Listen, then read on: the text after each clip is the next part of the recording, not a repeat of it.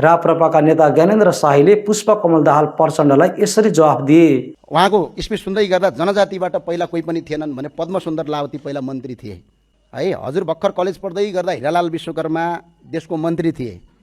जनजातिको छोरा कहीँ पुगेका थिएनन् भनेर भाषण गर्नुभयो। तपाईँ भर्खर कलेज पढ्दै गर्दा जनजातिको छोरो यो देशको प्रधानमन्त्री थिए, जसको नाम हो मरिजमान सिंह श्रेष्ठ है।